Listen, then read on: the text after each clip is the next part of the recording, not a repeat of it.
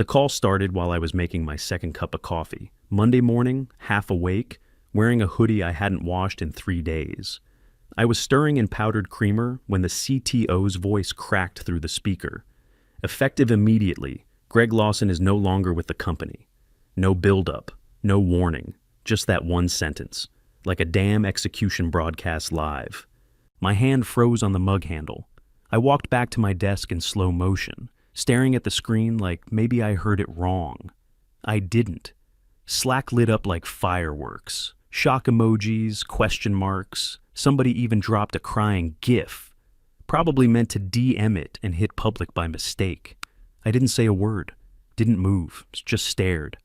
I'd run ops infrastructure for 5 years.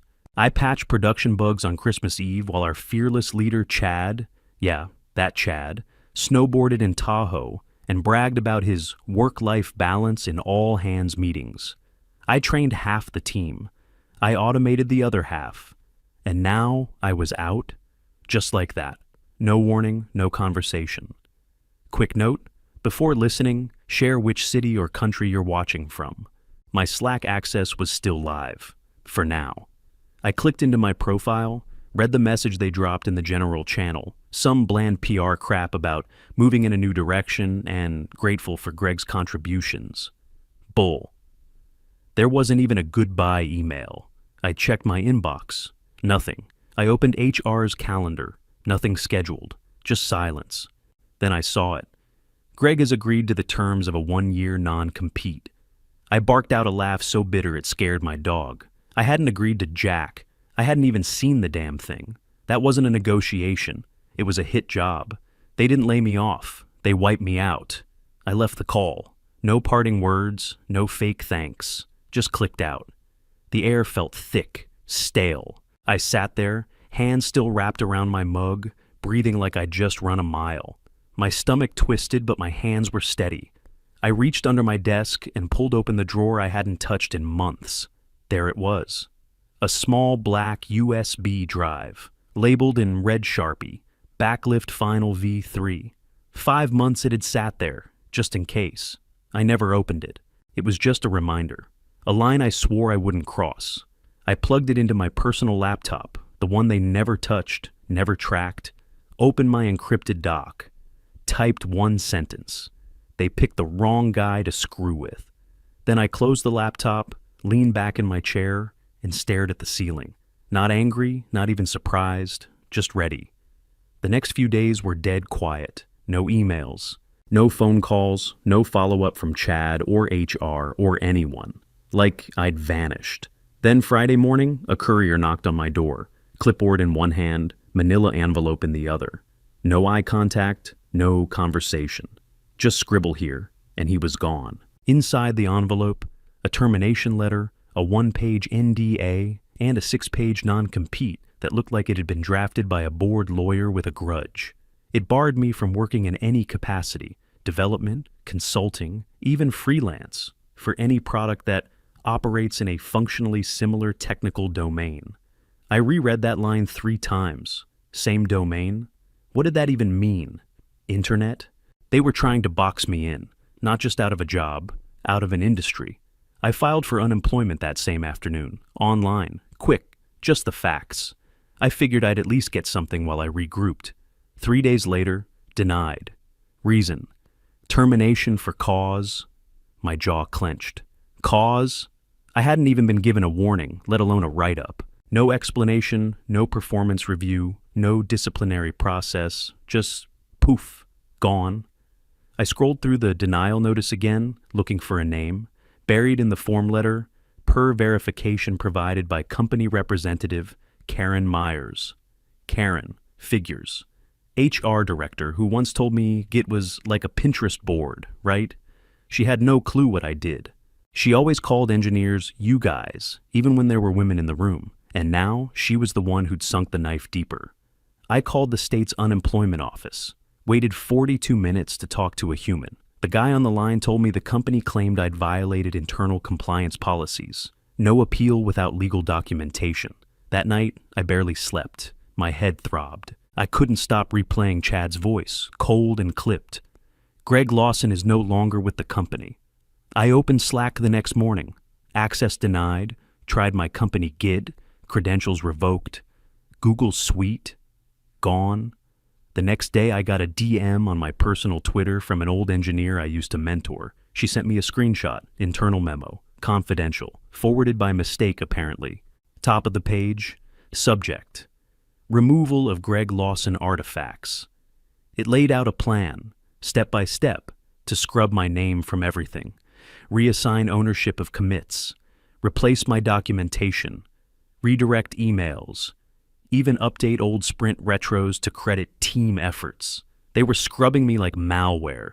No one had the guts to call or text. A few old teammates sent half-assed messages. Dude, what happened? Is this real? Can you talk? I didn't respond. Not because I didn't want to, because I knew what came next. I waited until the house was quiet, then pulled out my old work notebook. Black cover, dog-eared, smelled like printer toner and stress. Flipped to a clean page, wrote 3 words, slow and careful. Make. Them. Prove it. This wasn't just about a job anymore. This was war. I stayed up 2 straight nights. No TV, no phone, no breaks. Just coffee, command lines, and rage. By hour 10, my fingers were moving faster than my thoughts. It wasn't about writing new code. It was about proving what I already built, from scratch, from memory. The infrastructure diagrams, the failover logic, the custom tooling I designed to catch race conditions before they crash production. I rebuilt all of it, laid it out across a fresh repo on my encrypted drive, screenshot everything, dated backups, metadata, email receipts, Jira tickets with timestamps. Even Slack threads where Chad called my system bulletproof, dated 6 months before they tossed me. Then I hit gold, an archived commit, time-stamped 5 months before they cut me loose, nested in a legacy module no one bothered to touch, my initials in the commit history, my comment in the notes, my logic in the code, down to the custom retry pattern I used like a signature. They'd been shipping my work after they had decided to push me out. I printed it all, stuffed the binder until the rings barely closed. Then I called Saul Latner. He wasn't on billboards or radio ads. No gold watch, no desk trophy. I found him through a guy I knew who used to do procurement contracts for the city. Said Saul doesn't flinch when it gets messy. He showed up late, carrying a reusable grocery bag full of manila folders, jeans, scuffed boots, no tie. My kind of guy. He sat down across from me, cracked open the binder, and started flipping, page by page, grunted twice, jotted notes on the back of a utility bill, then shut it and looked up. "They're scared of you," he said. "This isn't a normal termination." "It's a muzzle," I leaned back. "Can I break the non-compete?" He scratched his chin. "Right now?" "Number. They wrote it airtight, but the law's changing January 1st. New statute wipes the whole thing out. Once that hits, they've got nothing." I looked at him hard. "So I just sit around and wait?" "No," he said. "You prepare. Quietly. You lay every brick. And when the clock hits midnight, you walk through clean. You don't take their IP. You don't touch their tools. You build something better. On your own terms." He paused, leaned in. "Keep it clean until then. If you do, they can't touch you." I didn't ask any more questions. I just nodded. That night I packed a bag. Just basics. Hoodie, jeans, a few notebooks. I logged into LinkedIn, deleted my profile, killed my GitHub, scrubbed my name from every tech forum I ever posted on, set all my domains to private, and spun down every service that could link back to me. I didn't tell my friends, didn't even text my brother back. Not yet. I shut down my desktop, unplugged the monitors, and slid the USB back into its slot in my bag.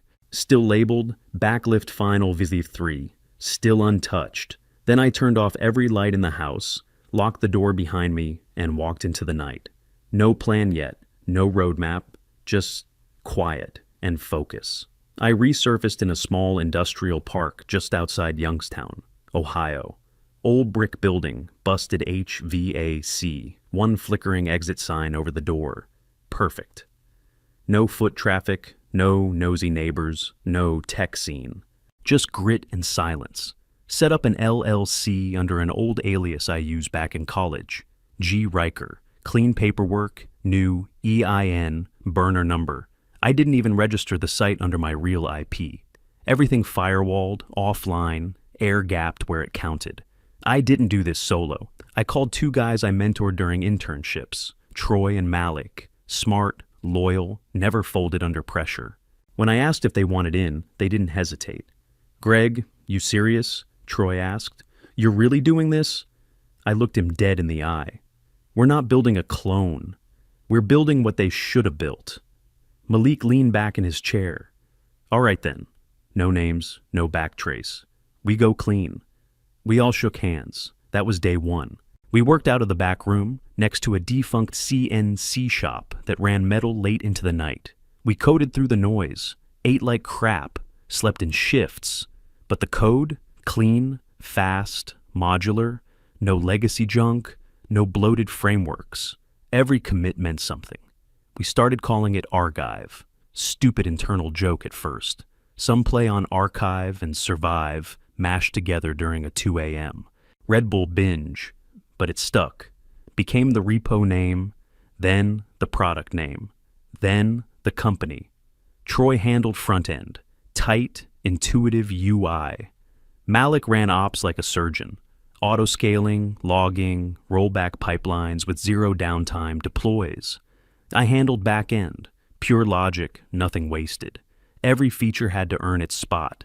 By the end of month one, we had an MVP, no fluff, just raw working tech, secure fast.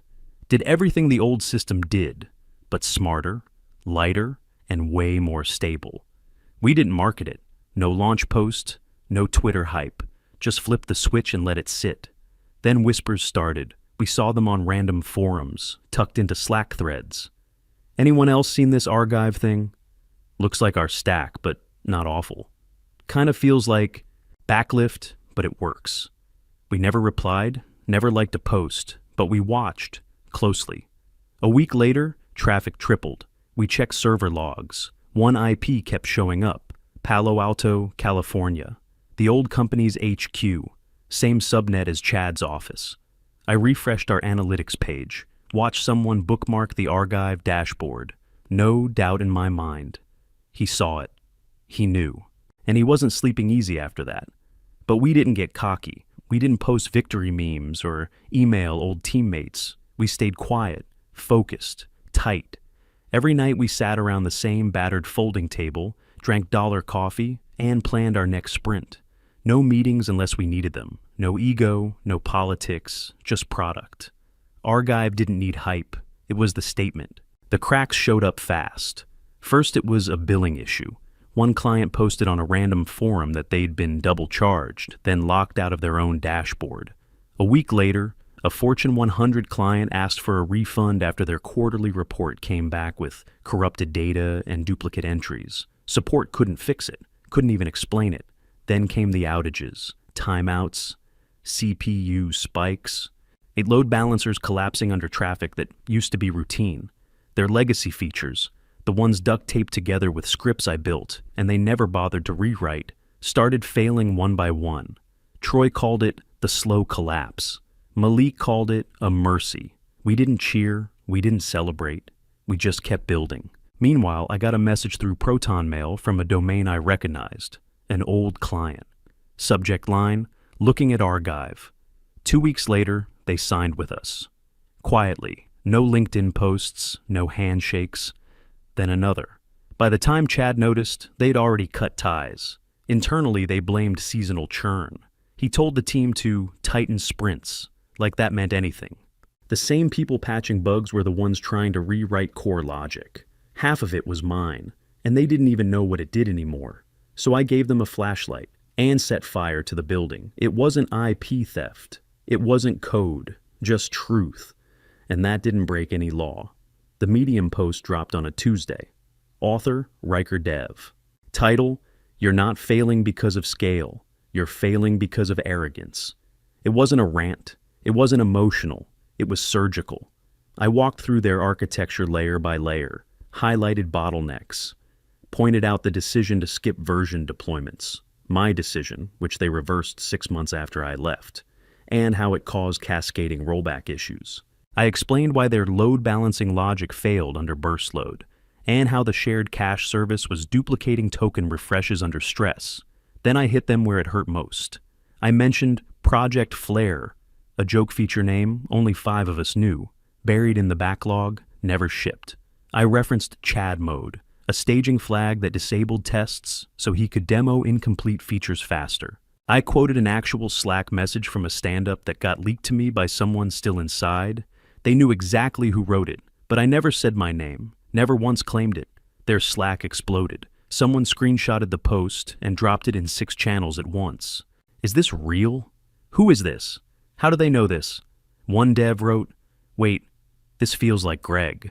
Another replied, "No way he'd do this." He's smarter than that I was. That's why I didn't post it from my account. Chad went full damage control, called an emergency meeting, told the team it was a coordinated smear campaign, said they were already investigating the source. Internally, he was losing it. I had people forwarding me panicked DMs and meeting notes. HR was in meltdown. Legal was scrambling. I didn't respond, didn't gloat. I just sat in my car, parked behind a speedway, sipping stale gas station coffee while reading the post again on my phone. Didn't smile, didn't even blink, just watched it climb. Number 17 on Hacker News, then number 6, then it hit number 1. Archive's traffic spiked again, tenfold. Troy added more capacity that night. Malik rebuilt the onboarding flow to handle the new load. I pushed a silent update to our back end, tighter logging, cleaner error handling. We didn't talk about the post. We didn't need to. We just watched the fire burn. By mid-November, Archive was running clean. Final stress tests hit 25,000 concurrent users without breaking a sweat. No lag, no memory leaks, no surprise crashes. Malik hammered the system nonstop for 3 days straight and couldn't get it to choke. We were ready. I met Saul Latner at a diner off E76. Same scuffed boots, same beat-up jacket. He slid into the booth like we were meeting for pancakes, not war. He dropped a manila folder between us. "Everything's in there. You sure you want to push it now?" I nodded. They used my code. And not just while I was there. He already knew the story, but I told him again. Not because he needed it, but because I did. And it wasn't the first time. They'd used my commits after firing me. And even before that, they stole something bigger. There was a module I built 3 months before Backlift hired me. Side project, open-ended. I'd licensed it under a private LLC. Clean documentation, time-stamped repos, internal versioning. When I joined Backlift, I showed it off during onboarding. They said it was interesting. Then they stole it. I never merged it into their repo, never signed it over. But a stripped-down version, same architecture, same logic, showed up 2 quarters later in their backend. No credit, no license, not even a rename. I handed Saul the full packet. Logs, commit trails, build comparisons, time-stamped screenshots. His eyes didn't move much as he scanned it. "They're cooked," he muttered. An hour later, the IP claim was filed. Cease and desist sent. Clock ticking. I didn't stop there. Later that week, I met with a rival firm. Mid-sized, scrappy, always second place to Backlift in RFPS. They'd built good tech, but never figured out scale. They knew who I was the second I walked in. The CTO, graying, honest, no startup buzzwords, looked me up and down, then asked, "So what is this? Revenge?" I pulled out my laptop, opened Archive, and handed it to him. "This is a better system. It works." That's all. He spent 10 minutes clicking through it, then shut the lid. "All right," he said. "We're in." The contract was signed before I hit the highway. We chose January 3rd for launch, first Monday of the year, everyone back in office, maximum attention. More importantly, that's the day my non-compete died. I circled it in red on my wall calendar. Not digital, not synced. Just a Sharpie and paper like I used to do back before the world got soft. December rolled in and the cracks at Backlift turned into craters. They tried raising another round, pitched the same roadmap I designed 2 years ago. Investors weren't buying it. Too many refunds, too much noise. Then the calls stopped. One VC pulled out mid-negotiation. Another started shopping term sheets to competitors. Backlift's lead engineer left a week before Christmas. 3 junior devs followed. I didn't contact any of them, didn't have to. By the time Chad realized what was happening, the foundation was already gone. He tried hosting an AMA to calm the team. Only 5 people showed up. One asked why their infrastructure was down again. He blamed unforeseen dependencies. What a joke. Back at our office, same ugly industrial building, same 3-man team, we doubled server capacity and finalized our rollout plan. Troy cleaned up the user dashboard. Malik set up analytics pipelines for live tracking. Me, I cleaned the old fingerprints off everything. Code, docs, onboarding scripts. I scrubbed them twice. We weren't hiding. We were just making damn sure no one could stop what came next. Chad didn't know it yet, but I'd already won. January 19th. Courthouse smelled like toner and regret. The kind of place where no one made eye contact, just cheap suits, bad coffee, and too much tension in the air. Fluorescent lights buzzed above us while we waited outside courtroom 2B. Saul sat beside me, eating a granola bar like we weren't about to drop a bomb on a Fortune 500. I didn't say a word, just flipped through the printout again. The new state law, effective January 1st, the nail in their coffin. We were called in. Room was half full. Court clerk looked bored. Chad sat across from me in a gray suit 2 sizes too tight, like he wanted to look bigger than he was. His lawyer, some junior partner from a white shoe firm, stood up and started talking like we were in a stage play. Your Honor, we believe Mr. Lawson is in breach of a binding non-compete agreement. The evidence is clear. Product overlap, shared market, intentional timing. He waved a printed copy of my original contract like he was holding a magic scroll. I looked over at Chad. He was sweating. Top lip twitching, right knee bouncing under the table. The judge didn't even blink. Saul stood slow, didn't raise his voice, didn't posture. That clause is now void, he said, plain as anything. He handed over the new statute, highlighted, underlined, notarized. This law overrides the prior agreement. Effective January 1st, it retroactively nullifies all non-competes in this category. The judge scanned it. Read it out loud like she already knew the outcome. Page flipped, pen clicked. Chad's lawyer leaned in, whispered something. Chad didn't whisper back, just clenched his jaw and stared down at the table. Then I saw it. The shift. His lawyer whispered again, this time slower. He knew. He waited for the law to flip. Judge looked up. Mr. Lawson acted within his rights. This court finds no breach of contract. Furthermore, she flipped another page. Backlift Incorporated will pay Mr. Lawson retroactive royalties for use of the module in question, per his licensing agreement, predating employment, gavel down. Case closed. I kept my face flat. No reaction. Just stood, grabbed my binder, and walked out. No parting shot, no victory speech. Let them sit in it. Back at the office, Troy already had the news up on the TV. Headline, Startup Lawsuit, Backfires as Founder, Wins IP Claim. Malik cracked open a root beer, slid one my way. You didn't even blink, he said. I just watched the stock ticker under the article. Red.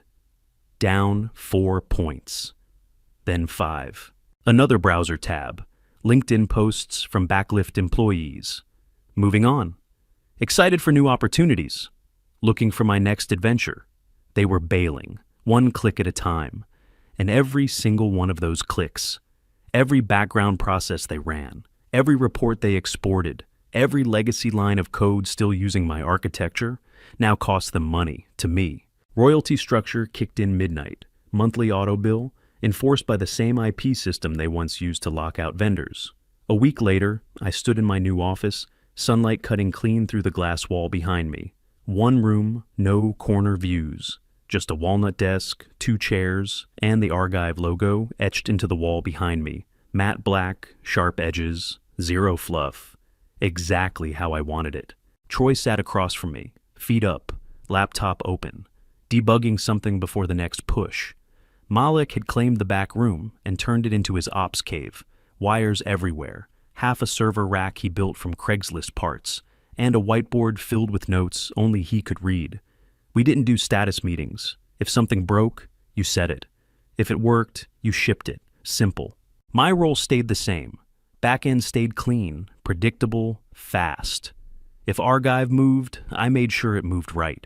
On my desk sat one thing from the past, the USB drive, black plastic, red Sharpie label still smudged from that night, backlift final V3. Everything we built was fresh, no stolen lines, no recycled functions. We didn't build a copy, we built better. The licensing deal came through that afternoon. Signed, sealed, wired, 7 figures, clean.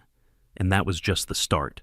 The monthly royalties kicked in after that, tied to every back-end process their system still depended on. The same logic they failed to rewrite. The same core module they thought they buried. They tried switching vendors. Didn't work. Tried refactoring. Broke the whole stack. They had no choice. Every time one of their clients logged in, exported data, hit the API, the meter ran, and I got paid. Chad didn't call, didn't email, didn't send a middleman to bury the hatchet. He knew better. I didn't torch their system. I didn't leak their code. I didn't drag anyone through the mud after the ruling. I just made them pay. Not in tweets, not in press, in invoices. Every quarter, they send a check. And every quarter, I smile. Once, then get back to work. That's not revenge. That's ownership.